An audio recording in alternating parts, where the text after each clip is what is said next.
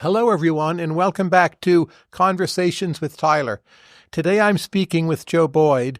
This is immediately prompted by the publication of Joe's wonderful new book, And the Roots of Rhythm Remain, which is, I would say, the most substantive, complete, thorough, and well-informed book on world music ever written. I enjoy it every page and every moment. Joe, more generally, is very well known as a music producer. So he has worked with all kinds of groups and artists, including Pink Floyd, Fairport Convention, Sandy Denny, Richard Thomas, R.E.M., the Fables of the Reconstruction album, Vashti Bunyan, Maria Muldaur, James Booker, 10,000 Maniacs, Toots and the Maytals. He ran the UFO Club in London, which was significant in the development of the British avant-garde, and had a role in the famous Dueling Banjos scene in Deliverance. Joe, welcome. Good to be here. World music. Is Zulu music, as Paul Simon borrowed from in the 1980s, is that in fact reactionary in a South African context? Well, I think a lot of people in South Africa considered, there are lots of different opinions about all kinds of music, but certainly the youth in the ANC who were supporting Nelson Mandela, I think would probably have viewed the music that Paul Simon the musicians that Paul Simon collaborated with, and the style in which Graceland was performed as both old-fashioned and tribal. And both were, from their point of view, contrary to what they liked and what they were represented their struggle. So a lot of the controversy about Graceland was, did Paul Simon break the boycott? And in fact, in South Africa, the controversy about it was much different. It was because, and people felt that by, buying ladies, people in the Northern Hemisphere felt that by buying Ladysmith Black Mambazo records and Mahlatini and the Mahotella Queens records, that they were somehow supporting Nelson Mandela.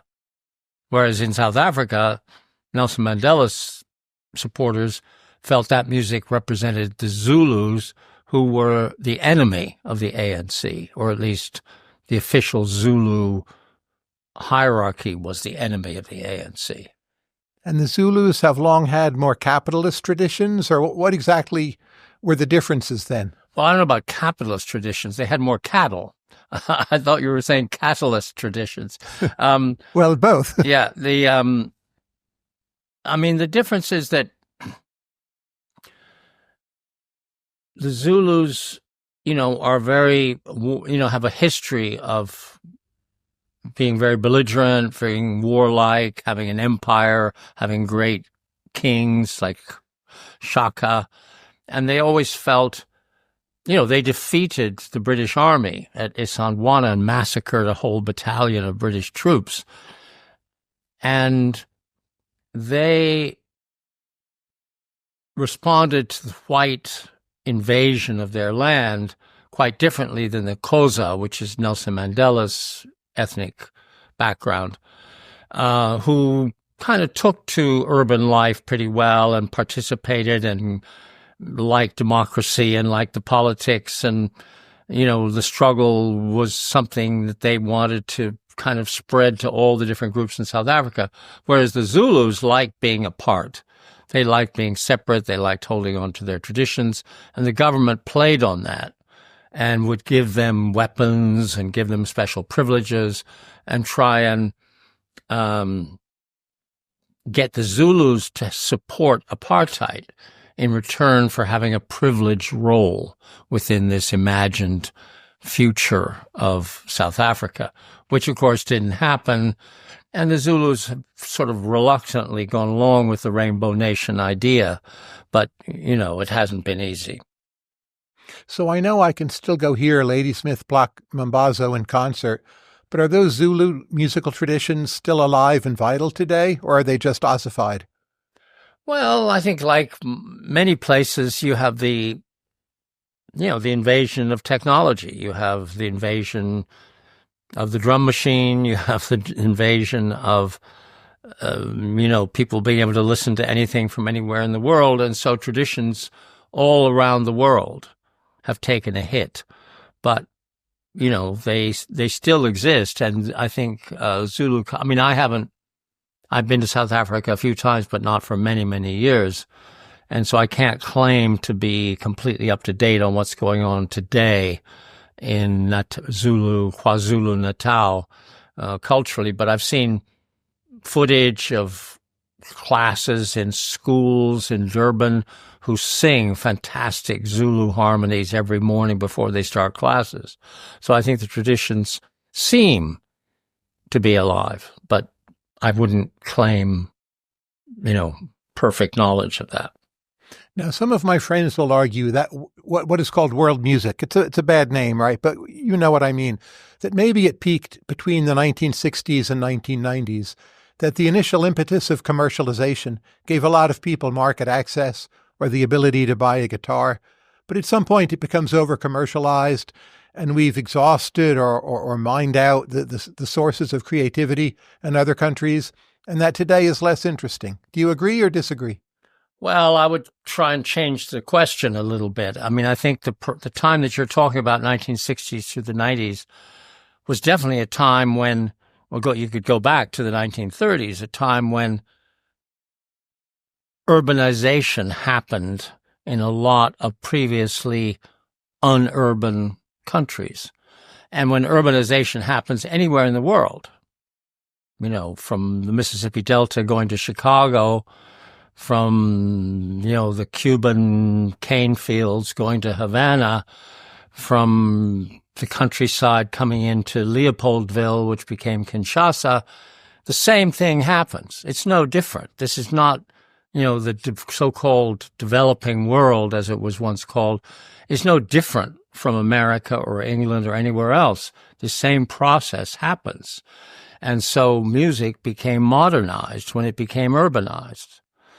And I would say that the so-called world music movement that began in the 80s, which was, in my view, a response to a kind of vacuum or a sort of decline in the kind of music that many music fans, music buffs, collectors, had once loved about blues, about jazz, about folk music, and about rock, was no longer quite so available within the Western culture.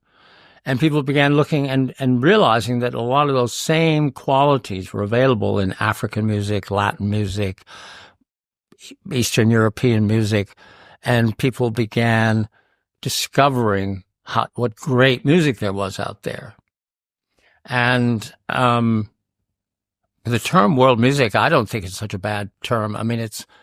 It was a term applied not to the music, but to an audience in Western, Northern Europe and North America that was looking for, the same customer, a customer going into a record store looking for a Nusrat Fateh Ali Khan record, was a prime candidate to buy a Susanna Baca record, a Peruvian singer on David Byrne's label, or a flamenco record, or a Scottish piping record.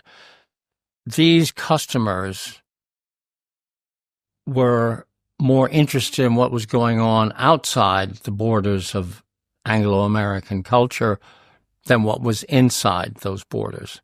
And independent record labels just said, okay, let's put those records all together in a corner of the record store so people can find that stuff. And it turned into something that then had, it was so successful. It was such a kind of startlingly successful marketing tactic that it became a thing. There were concert series, there were review sections in newspapers, there were all kinds of things. And, like anything that gets popular, you're going to have pushback and people who don't like it. But I would say that to people who complain about the term, are you complaining about the term, but you like the idea of a bunch of wealthy Western audience buying tickets and giving essentially money to the great artists from cultures from far away? Or do you dislike that whole idea? Or do you just dislike the term world music? Which do you dislike? That would be my question to anyone complaining about it. And then we can have two different discussions about following that choice. Now, you've heard more world music than just about anyone. Do you at current margins feel that you're no longer very surprised? Or do you come across fresh styles all the time? It's obviously gets more and more difficult to be surprised, but I do get surprised. I hear wonderful things that I've never heard before. I mentioned towards the end of the book, there's a record label in Atlanta, Georgia called Dust to Digital. And they do reissues of archival recordings from all around the world, including America. And they have an Instagram feed that they put out once or twice a month. I'm not sure how often. It's just fabulous. It's just sensational. People send them clips of music, real people playing real music from every corner of the world. And I hear astonishing things on that feed every month. It's just a delight. And also on Twitter as well. Yeah. Anyway, I highly recommend it. What do you and your wife find so interesting about living in southern Albania? Well, we don't live in southern Albania. We have, let's not exaggerate our exotic living. But part-time, right? My wife does work on environmental projects, mostly in the Balkans. And so we have spent a lot of time in Albania, not in southern Albania, but in Tirana. And we have a little flat there. It's not very expensive. We get to keep it, and we go to Albania now and then. She goes more often than I do. And for a time there, when one of her projects was based there, we spent a lot of time there. And that's how we met, actually, because I've always been fascinated by Albanian music. I'd never been there. And I went to some Lucy Duran, who's a character in the book, who's the woman who publicized, promoted the Kora and Tumani, and produced those great Tumani Diabate records. She told me she was going to Albania to a party on the beach with traditional Albanian music. And I said, "Can I come?" And that's how we met. So we ended up producing a record of a great sort of assemblage of traditional musicians from southern Albania. But it's a great place. Albania is a lovely country. Tirana is a very livable city. And it's been a wonderful experience to spend a lot of time there and get to know the culture, get to know people. We go back every 5 years for sure. That we go for the festival in Girocastra. They have this huge festival of musicians from all over Albania, playing traditional styles, no electric guitars, just the old-fashioned way. And if you were trying to explain how, say, southern Albanian choral music is different from Bulgarian polyphony, what's the distinction? Well, Albania is not Slavic. It is completely itself. It's the roots of the language go right back to the origins of Indo-European language family. And so it has no connection to Slavic culture. Some, obviously, there's been borrowings and influence across the border, but the harmonic sense that the distinguished Bulgarian harmonies, that close second, the impossibly close dissonances that you hear in the Mystère de Voix Bulgare and in traditional singing in villages. The Albanian tradition is completely different. It's equally wonderful, but it's very, very, it's more polyphonic in the sense it's not so much about harmony as about cycles of a lead voice and what they call a cutter, someone who enters after echoing the line that the lead voice has. It's very complex and very not just harmonically, but in terms of the way that the music unfolds. What was the greatest achievement of Toots and the Maytals, in your opinion? Well, Toots and the Maytals is really Toots. They varied over time, right? Well, the Toots and the Maytals is a vocal trio originally. Toots with two guys who sang harmonies. And over the years, I think Toots began doing most of the harmonies himself in the studio. And so it's really about Toots Hibbert. And as I say in the book, to me, Toots is as great a songwriter as Bob Marley. And it's fascinating, the difference between them. Marley has these wonderful sense of sweeping statements. If you listen to so many of Marley's songs are didactic, do this, get up, stand up, lively up yourself, sort of, you take orders from Marley in the most wonderful way. Toots finds these little vignettes of daily life in Jamaica and makes a song out of them. And I think he's a poet. He's a Balzac. He's a genius of the romance, or as they used to say about the Osip Mandelstam, the Russian poet, the romance of the precise. He goes into just nuanced details of life, like 5446. That's my number. That was his number in prison. And he built a whole song about his number on the back of his prison uniform. And I just think he's, and he's known, or his songs are known around the world. Everybody, recognizes Pressure Drop and 5446 and Monkey Man and, Sweet and Dandy is great. Sweet and Dandy. So many. And what was Toots like? Toots, I was so thrilled to be working. I was called in to finish off Reggae Got Soul, which the tracks had been done in Kingston, and his producer, Warwick Lynn, a wonderful guy, brought the tapes to London, and I worked with Warwick and Toots on finishing them off, adding some overdubs and harmonies. And Toots was great. He was very affable. He had ideas. He was insistent on certain things. Toots, God bless him, smoked a lot of dope. And he was behind a cloud a lot of the time. And Warwick Lynn was the sort of messenger between us.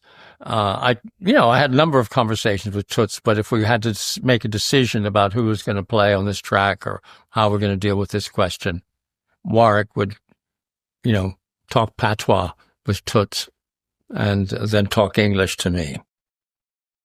Because Toots wouldn't be able to speak with you, or he was needed as a diplomat? They had a way of communicating. And very often when Toots would say something, I wouldn't understand a word what he said. He had a very thick patois when he spoke. It was, listen, it's a long time ago. I'm trying to remember. I mean, I had a lot of exchanges with him, but most of the time my dialogue was with Warwick Lynn, and who was an extraordinary guy, who, as I say in the book, looked a bit like, he had a striking resemblance to Jeff Chandler in Broken Arrow as Cochise. He had long black hair and gold teeth and half Chinese, half Afro-Jamaican. Now, for me, the Dueling Banjos scene in the movie Deliverance is one of the great moments in Hollywood cinema. What was your role in that? John Boorman was the director. And I was, at that time, I had the title Director of Music Services for Warner Brothers Films. I had a big office in the music bungalow on the lot, and directors and producers would come to see me and say what they wanted. Get me John Williams, and I'd pick up the phone and call the agent, John Williams. In this case, John Boorman came to see me, and he had a cassette that he had recorded off the car radio while driving around Georgia looking for locations. And the cassette was of an instrumental bluegrass track called Dueling Banjos. And he said, I want to use this in a scene, so we have to pre-record it so that the actors can mime. But I also want to use the theme, the melody, the sort of ideas in that as the basis of the score for the whole movie. So I need a banjo player who can play it straight and play it slow and play it in minor key and in major key and play it upside down and sideways and, like that. So I said, I know just the guy, Bill Keith, who is, I don't know if you know Bill Keith, but he was one of the great, he played with Bill Monroe for many years, but he was an MIT graduate and a city guy who mastered the bluegrass banjo and could play Bach on the banjo, and he could do anything. And so I tracked down Bill Keith, and he was in Ireland. He decided he had to learn how to play pedal steel guitar. And he was touring with Kathy Dalton. And I said, when are you going to be back? I need you in Atlanta to do this session. He said, nah, I met this girl. I think I'm going to stay in Ireland for a while. Get Weisberg to do it. So I said, okay. I knew Eric, and I thought he was pretty good. Not quite as good as Bill, but pretty good. So I called Weisberg, and he came to Atlanta with his regular guitar player.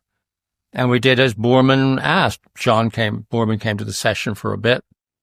We played it upside down, backwards, to speed and everything. And then we took it up to the location and did the playback with the strange-looking young boy and the city guy with the guitar and that whole scene. I was there when they shot it. But the funny part of it was that when the film was finished, one of my jobs was to go across the street to the record company and promote the film music to the record company to get them excited about it. And I played them Dueling Banjos. And I said, John Boorman thinks this should be a single. And they said, nah, come on. Are you kidding? Bluegrass? What are you talking about? We're we're releasing Doobie Brothers and Neil Young. We're not going to release this hayseed stuff. And so I had to go back across the street and explain to the film company and to Boorman that the record company was not going to release it. They were furious, but at least I got the record company to press up like 500 white label promos. And Boorman took them with him when he started doing talk shows. And he did a talk show in Minneapolis. His first date on his promotional tour was Minneapolis. And the next morning, I got a call from the warehouse, the Warner Brothers Records warehouse, saying, do you know about this record number such and such? And I said, yeah, that's a promotion single for Deliverance. He said, do you know where I can get some more of them? I just had an order for 5,000 copies from Minneapolis. The record company said, okay, I guess we'll release it. And then they had this #1 record. When did you work with Stanley Kubrick? Around the same time. And as I said before, when you asked me about it, I said I was involved with this soundtrack to Clockwork Orange, and I wasn't at the same time. Basically, I did whatever Stanley Kubrick asked me to do. You don't have creative input with Stanley. Did he ask you to do the right things? Well, sure. I mean, the music to that film is one of the great strengths of the film. He would call me up and say, I need the Kurt Wangler recording from 1956 on Deutsche Grammophon of the Beethoven symphony number, whatever. And so I called Deutsche Grammophon and licensed it. And the funniest thing was the Walter Carlos, who just at the time that he was recording the soundtrack, the electronic Beethoven, he was transitioning to being Wendy Carlos.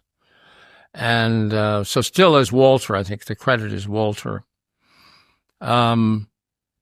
He did that great electronic version of Beethoven's Ninth. And that one, the record company was excited to release a single. And but Stanley insisted on approving the edit because we had to get it down to 4 minutes or 4.5 minutes. And I tried to play it to him over the phone, and every time I'd play it to him over the phone, the phone would cut off. And it turned out that one of Walter Carlos's chords was exactly the same as this international digital signal for disconnect. And so in the middle of each time I played it to him, we had to send a messenger to London to play it to Stanley so he could approve it. And what was Kubrick like? Well, he was very, very sure of what he wanted. Just before the album was released, I had tried to save space in the copy on the back of the cover, and there were 2 Rossini tracks. So the first time Rossini is mentioned, track 1, I put Giacomino Rossini. And I was trying to, it would cost me an extra line to spell out Giacomino, so I put G. Rossini the second time for the Thieving Magpie. And I got a call at 6 a.m. at my home in Los Angeles when Stanley saw the proofs of the cover. And he said, "Joe, I want Giacomino spelled out in full, both times." That was Stanley, you know. Did you work with Syd Barrett at all? I did. What was he like? Syd was great. I mean, I loved Syd. Fortunately or unfortunately, when I worked with him, he was very clear and he wasn't talkative. He was, when we were with Pink Floyd, I just did the first single, Arnold Lane. But I worked with them at the UFO Club, and, I went to rehearsals and I knew them all very well. And Syd was great. Roger did most of the talking, but when some important decision would come, the other 3 would all look at Syd, and Syd would say, "I think we should do this." And they'd say, "Okay, that's what we're going to do." So he was a quiet leader and the sweetest guy you can imagine. I was very fond of Syd and very, very sad about how it all ended. Now, Fables of the Reconstruction is arguably R.E.M's most consistent album, and it has a quite different sound from the albums that came before. Do you think your background in British folk music influenced how that album sounds? Did that come from you? I don't think I would never take responsibility for the way musicians play. I'm not a musician. I did not sort of push R.E.M. in a particular direction. They were looking to change things, and I persuaded them that the only way I could do the record, because I was still running my record label. I had an office in London and we were teetering on the edge of insolvency constantly. And so I didn't feel I could go, to America for an extended period to make a record, but I could go up the road to North London. And so I persuaded them to come to England and to do the record. And they didn't have a great time there. They insisted on staying in the middle of London. And then every day it was like an hour's drive through traffic through North London. So they got to the studio a bit battered. I don't know. It was, there were tensions in the group that I was unaware of. They are that when I was dealing with them, and I think ever since then, I've stayed in touch with many of them. They're the most well-organized professional group of people I've ever encountered. I mean, they were just so clear and together from my perspective as an outsider. I understand that there were tensions within the group, and there was, you know, the rainy weather and the hour-long drive to the studio did not help. But somehow, you know, my way of working with them captured that mood. And I did the tracks that I felt I could contribute something on, you know, Wendell G, you know, sounded like my kind of backyard, you know, it's a folky tune. And I got, you know, a British horn section to play on Can't Get There From Here, and a British string section to play on Feeling Gravity's Pull. So that may have had some effect, but I mean, it's a funny thing. I think at the time they were a bit disappointed in the album. I was a bit disappointed because I never felt I got the sound quite right, because while we were mixing it, Michael Stipe would say, bring the voice down, keep the voice down, don't let the voice be too far out in front. And Peter Buck kept saying, bring the guitar back a little bit, you know, sort of, I don't want it to stick out too much. I said, well, guys, come on. What am I building this mix around here? I've got nothing left. And so I felt always that the mixes were a little subtle compared to what I had imagined, you know, but Michael didn't want his voice too prominent or too strong. Peter didn't want his guitar too prominent or too strong. So that shaped the sound of the record. And I think I had wanted it a little different. I think when they heard it, felt, is this really something better than what we had before? And, but over the years, all of them, well, I haven't seen Bill, but the others have all come to me at various times and said, you know, we really love that album now. It holds up very well. You know, it's not Murmur where everything's always receding into the background, but it's almost like the slight mix of American folk traditions with just a tinge of British folk thrown in. Yeah, maybe. I mean, but if it is, it's not deliberate. It's subconscious. Is there any artist who has really successfully integrated American and British folk traditions? Did Richard Thompson do that a bit, or has anyone? Well, I think, let me think. I mean, you know, Natalie Merchant was such a huge fan of Sandy Denny and Shirley Collins. And when I did the record I did right after Fables was The Wishing Chair, which nobody talks about today. I mean, that record has sort of sunk beneath the waves of history. But it had some lovely tracks on it, including Just As the Tide Was A-Flowing, which is Natalie's American folk rock take on a classic British folk song. And of course,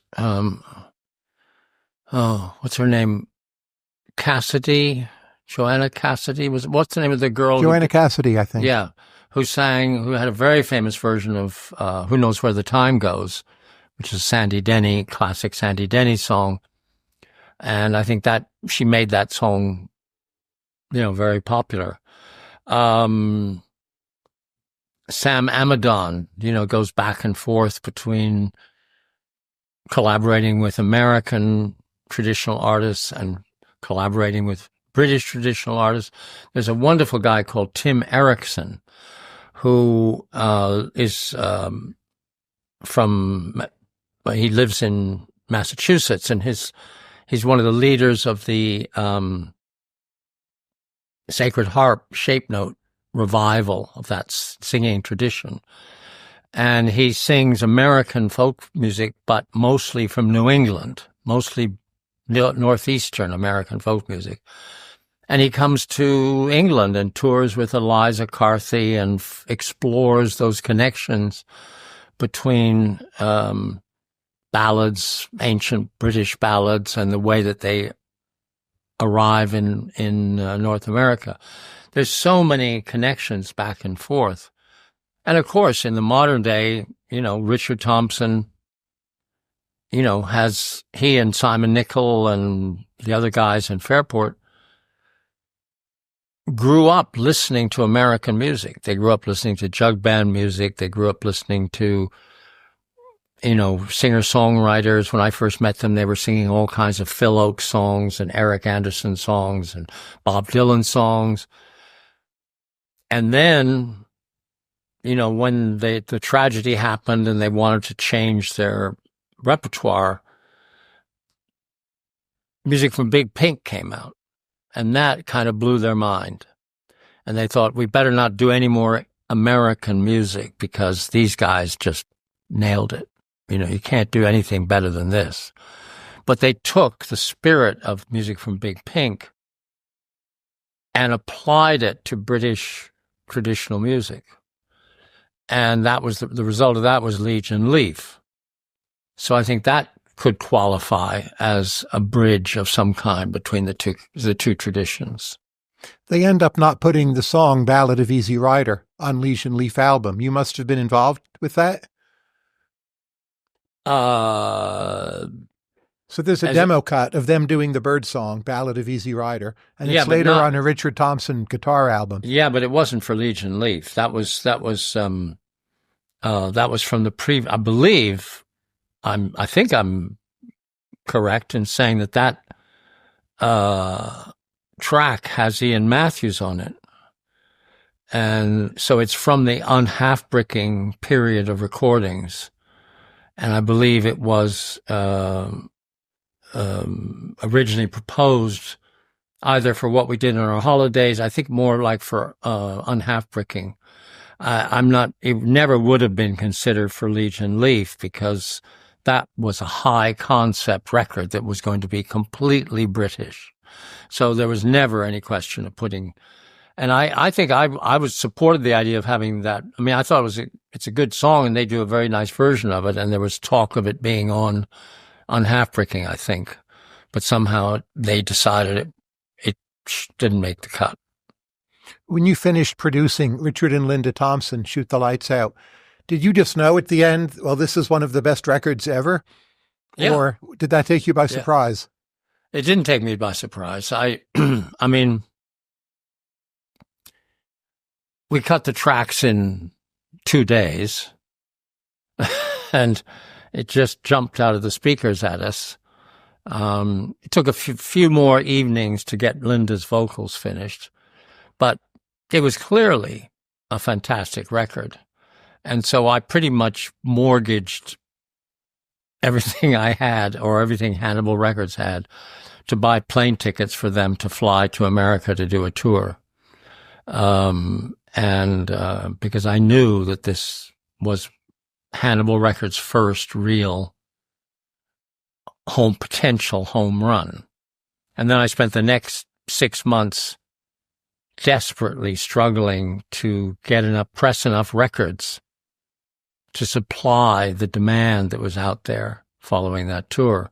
Because it's the old story of the little independent label. The worst thing that can happen to you is to have a hit, because the distributors pay you in 90 days and the pressing plants need to be paid in 30 days. And so you're always in this terrible squeeze. And the more records you sell, the worse the squeeze gets. And how did you think about shaping the sound on that album? These terms like shaping the sound, I had you there for some reason, right? You've been involved in a lot of successful projects. I mean, they had me there for sure because I brought them there.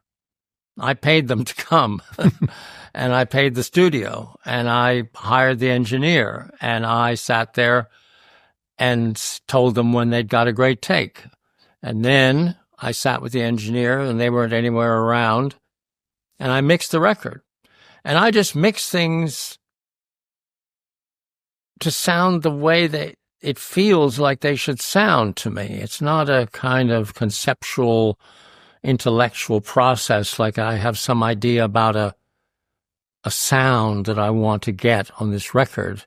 You put the multi-track through the board and you put up one track at a time and you get the bass to sound the way you think a bass should sound. And then you get the bass drum to fit with it. And then you get the drum kit to fit around that. And then you get the rhythm guitar to fit in with the drum kit. And in the end, you have a sound. But it doesn't come from the concept down. It's not top down. It's bottom up, building it up track by track. Now, as I'm sure you know, there's a new Bob Dylan movie out called A Complete Unknown. And the climactic scene in the movie is all about the Newport Folk Festival in 1965, where, quote unquote, Dylan goes electric. You were the sound producer there, right? No, I was the production manager. There's a character in the film who is credited with playing the part of Joe Boyd, the sound engineer. And I think the actor who's supposed to be playing me is at the sound controls. I haven't seen the picture yet. But I was the production manager. I was very concerned with the sound because I had been to the 63 Newport Festival and I thought it was a fantastic event. I was never to be forgotten, seeing Mississippi John Hurt and Doc Watson through the fog coming in off Narragansett Bay, and Dylan linking arms with Joni and Pete and singing We Shall Overcome. But the sound was terrible. All through this festival of 63, I felt the sound was really crap. You'd have a bluegrass band with a guy playing the fiddle and you couldn't hear the fiddle. And so the first thing I did when I got behind my desk in June of 65 in New York at George Weah's office was call up Paul Rothschild, the great producer, the guy who produced The Doors and Janis Joplin and, so many things. And I said, hey, Paul, why don't you come up to Newport and mix the sound? And he said, okay, can I have 3 kin passes, meaning for his family, places to stay, passes to every event. I said, deal, you got it. And so Paul and I together sound checked everybody. Every single artist that appeared at Newport was sound checked in the morning by me and Paul, except for Dylan, who we sound checked in the evening, 6 o'clock between the afternoon show and the evening show, because Dylan wouldn't get up in the morning to be sound checked. And so the guy on the board, the guy whose hands were on those mixers, was Paul Rothschild, not me. I've never been a sound engineer. I don't have any technical qualification to be a sound engineer. Neither did Paul, for that matter, but he was better at it than I was. But the controversy at the time, was it really about Dylan playing electric? Was it just about the poor quality of the sound? Was it about Pete Seeger being upset? What actually happened at that time? Well, I think the controversy, you could see it coming for a month, if not more. You can see it actually, to me, you can see it. Have you seen that film, The Other Side of the Mirror? I don't think so. It's basically Murray Lerner, who shot that film Festival, which is about the Newport Festival, and has all the footage from 63, 64, 65, 66. And The Other Side of the Mirror is all the Dylan footage from 63, 64, and 65. And it's fascinating. 63, he's the idealistic, singing about a coal miner, and everybody looking at him like he's Woody Guthrie. And then in the 64, he does a workshop, and Pete Seeger introduces him as the voice of a generation. And he gets up to the microphone and he sings Mr. Tambourine Man. And you look at Seeger, looks kind of puzzled, slightly shocked. What is this? This isn't a protest song. This isn't a song you could sing at the barricades. This isn't a song, that's going to move the youth to revolution. What is this? And that is the beginning of what happened in 1965, is that Dylan was moving away in a different direction. And he'd already recorded half an album with an electric band in the studio. And just before, in the weeks leading up to the festival, we had the Byrds, Mr. Tambourine Man, electric version on the Top 40 radio. We had Dylan, Like a Rolling Stone, with an electric band on the radio. It was Top 40, big business, mainstream popular culture moving into this delicate little idealistic corner called the Newport Folk Festival, which was based on mostly all acoustic music and very pure, traditional or idealistic. And somehow, and everybody, Pete Seeger and Theodore Bickel and Alan Lomax, and a lot of people in the audience sensed that this was a bull in a china shop, that this was big time something moving into this delicate little world. And I was totally on Dylan's side. Paul Rothschild and I were like, yeah. But in retrospect, I see Pete Seeger's point, absolutely. And I would contest that, of course I would, wouldn't I? Contest that the sound wasn't awful. It was just very loud. Nobody had ever heard sound that loud. I think Rothschild, pushed up the faders, but it had to be because, it was the equation. It was the first moment of rock. Nobody ever used the word rock before 1965. There was rock and roll, there was pop, there was rhythm and blues, but there wasn't rock. And this was rock because you had a drummer, Sam Lay, who was hitting the drums very hard. Mike Bloomfield, this was his moment. He cranked up the level on his guitar. And you didn't have direct connections from amps to the PA system in those days. You just had the sound coming straight out of the amp. And so with the sound of the drums, the sound of the bass, the sound of Bloomfield's guitar, you had to turn the vocal up so that it would be heard over the guitar. And that escalation of volume is kind of what shaped or defined the future of rock. And it became really loud music. And that was the first time anybody heard it. It was really shocking. And there was probably a little distortion because the speakers weren't used to it. But it was the kind of sound that would be normal 2 years later. But, at that night, it wasn't. And I think Newport and folk music and jazz never really recovered.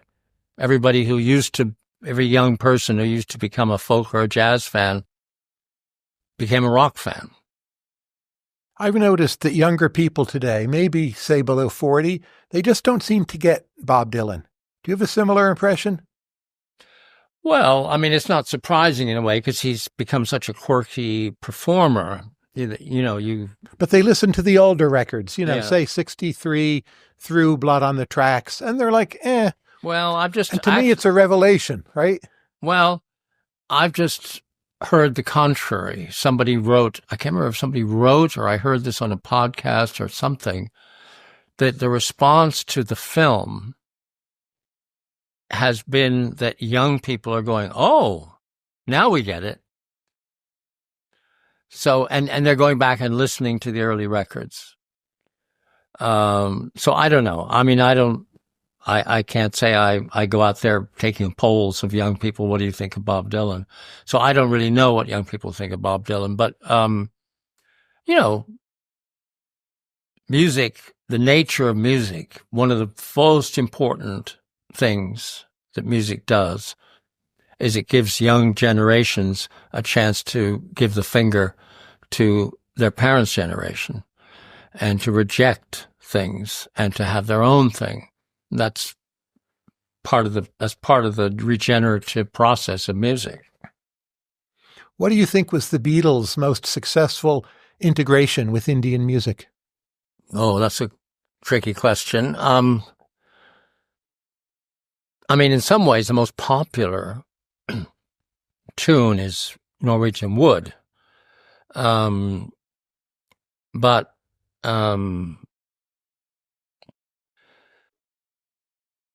there are lots of much more elaborate collaborations between George Harrison and Indian musicians in subsequent albums, in Revolver and Sgt. Pepper. But I would say that in a way, the most significant effect of Indian music on the Beatles was in the kind of much more abstract way that it affected Lennon and Harrison. It changed George Harrison's guitar playing. I think a lot of what you hear of George Harrison from the White Album and Abbey Road all the way through into his solo work is very different than what you heard before he was exposed to those lessons with Ravi Shankar and his trips to India and his exposure to that culture. Even before the slide guitar work, so a solo on a song like Something, that to you is Indian influenced? Yeah, I think so, because I think it was one of the things that appealed to George about slide guitar was the way that you could find the notes between the notes, which is the basis of Indian music, because Indian music has scales that are not found on a piano. That's one of the revelations that I got from the research on this book, was that so many cultures around the world outside of Europe have scales that are not divided mathematically, that are many times pentatonic, meaning 5 notes, and that blue notes that are such an integral part of American music are really an attempt by African American musicians to find that note that is somewhere hidden between the 7th major and the 7th flatted, or the 5th flatted, and that slide guitar, the bending of the guitar string, the slurring of the saxophone note, the slurring of the vocal, is an attempt to escape the straitjacket of do, re, mi, fa, sol, la, ti, do.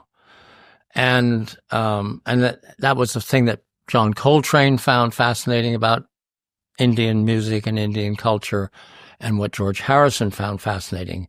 And the slide allowed Mississippi Delta musicians going back to the 1920s to explore that world of, between the notes between the notes.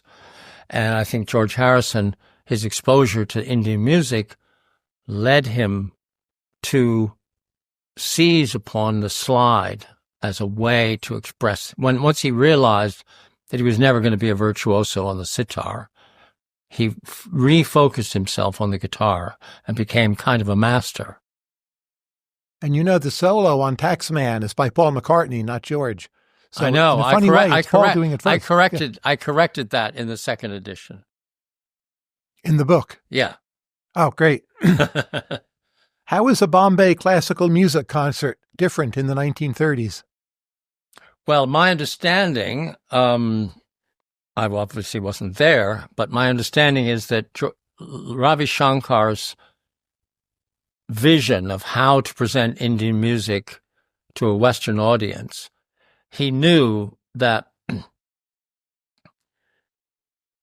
a Western audience wouldn't sit still for 6 hours the way an audience might I think one of the things that was an interesting revelation for me was that Hindustani classical music in the 20s and 30s and the 19th century was very exclusive to the wealthy.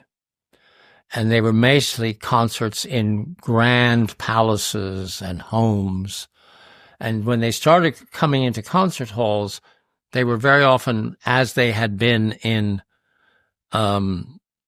these grand homes. And there's a Satyajit Ray film called The Music Room, in which you see these people, with food and water and wine and whatever.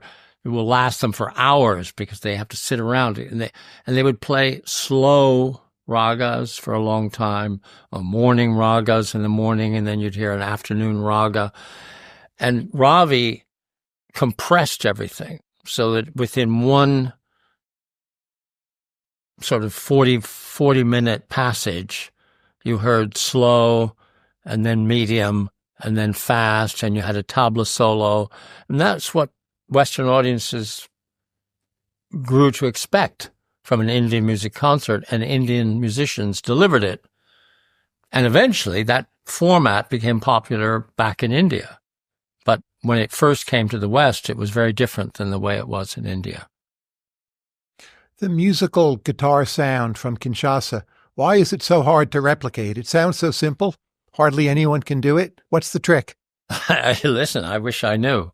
I mean, I'm not a guitar player, so I can't even begin to say. But I do know that for me, that's one of the most magical sounds in world music. I mean, I had the great pleasure of working with an artist called Kanda Bongo Man on Hannibal Records, and we organized tours for him to Britain and North America. And I just used to sit in front of those guitars and just listen to the way that those three guitars, all playing these complicated arpeggios, they just somehow buzzed and chimed together in a very particular and unique way. And it just is, I don't know, it's just one of the great sounds. And there's a book by an American guy who went to Kinshasa to figure it out. And he writes a whole book, Rumba Rules, it's called, by Bob White, I think it is, Robert White. And he never could get it. I mean, he did. He played with bands. He said he kind of passed. He just about got away with it. But he never could really improvise the arpeggios that those guys do in Congolese rumba. Now, you're also a music collector. At least at one point, you had 6,000 vinyl LPs. Still, I'm looking at them. Yeah, probably more, 30,000 compact discs. What is your system for making sure you keep on listening to what you own? It's very elaborate, but it works. I feel it's supremely rational, but could possibly some people might find it eccentric. But they're all organized by country. I mean, all the vinyl, and then I have CDs in drawers, custom-built drawers, and they're all organized by country, alphabetical within the country. And basically, over the years, I have loaded the CDs, digitized the vinyl, digitized cassettes. I've got tons of cassettes. And I'm only, I don't know, a quarter of the way through. But it's all now on a hard drive. And I've got a computer with an old-fashioned version of iTunes that has never been updated. So it's better. Exactly. And all of those digitized versions are WAV files. No MP3s allowed. And on that iTunes, I organize them by mostly, I mean, you can organize them any way you like, but I usually organize them by song title. And then I download a bunch of them in alphabetical order. Like at the moment, I'm listening to one of those big old iPods that actually my wife, Andrea, has. It's her iPod, this big one, with a big circle in the middle, that you can fit at wave level. You can fit, I don't know, 5,000 tunes on or something. And so what we've got, which covers from SA through SU in my, so I have like 5,000 titles between SA and SU in the title. And it means you can hear all different versions of the same song. The other day I listened to like 12 versions of St. Louis Blues, and 8 versions of St. James Infirmary. And it's fascinating. It's great. I really like that. And then we just keep moving, keep going around and keep adding. So every time around the alphabet, there's more different, takes longer every time. But if I want to listen to a specific thing, I can always look it up, pull it out, which I did writing the book quite a lot. Because it's all very very anally organized. Before my last question, I'd just like to plug your book again. The title is And the Roots of Rhythm Remain, A Journey Through Global Music. Robert Plant of Led Zeppelin blurbed it as, quote, profound and beyond. Joe worked on this book for 17 years, and in my opinion, it is the most substantive book on world music ever. So congratulations, Joe. Thank you. Last question is simply, what will you do next? Well, I still have a lot of work to do on the book. You may think it's over now that it's out, but I spent 4 months doing the audiobook because my voice is not so great these days. It sounds fine now, but I've been doing voice exercises. When I first started the audiobook, after half an hour, 40 minutes of reading, I would start to sound like this. And so it took me a long time. It's 41 hours, the audiobook. And I produced it myself. And it's now up on Amazon in America and Britain. And I'm now focused on putting together playlists on my website for people reading the book, because people obviously makes people want to, and people are having to look it up themselves. But I'm going to do playlists, make it easy for people, Spotify playlists, but also YouTube, which will be much more elaborate, which will have a lot of clips, a lot of little mini documentaries about people, and just endless rabbit holes that you can go down. And I'm putting that together. And so that's a big project. But after that, I would like to figure out a way. I haven't really started exploring it. I know there's issues with copyright, and I have to, but I want to figure out a way that I can play my collection and tell stories about it that people can listen to. Whether that's a radio show or a podcast or whatever. And I've done that before. There's Joe Boyd's A to Z, which people can find on my website, which are like 10-minute long trips through my collection. But this is more ambitious. This would be Joe Boyd's big A to Z, 2-hour long segments, on, things beginning with A. Sounds great. Joe Boyd, thank you very much. Pleasure.